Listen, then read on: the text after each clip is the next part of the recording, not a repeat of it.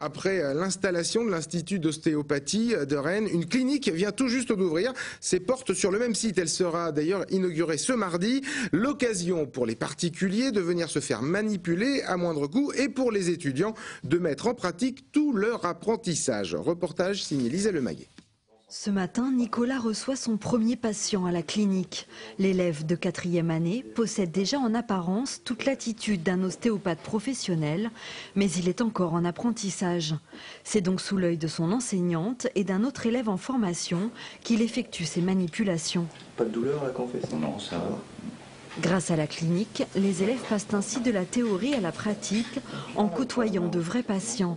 Après 1 heure de consultation, Nicolas débriefe avec sa tutrice. C'est assez valorisant dans un sens parce qu'on peut vraiment appliquer ce qu'on a appris et puis on voit qu'on gère les choses.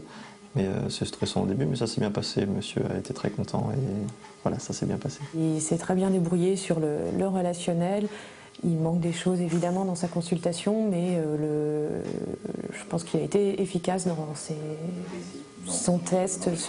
traitements. La clinique a pris place au rez-de-chaussée de l'école où quelques 200 élèves reçoivent une formation de 5 ans.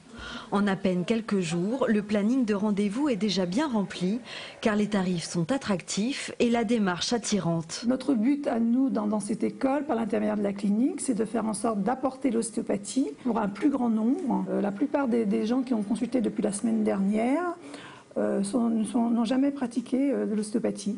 Donc, ce qui montre bien qu'on va favoriser l'accès aux soins. Outre la clinique, les élèves s'exercent déjà dans des clubs sportifs et désormais dans certaines entreprises du département, Baucher Volaille à Mur de Bretagne, Sulky à Châteaubourg et depuis quelques jours au sein de la société Keolis.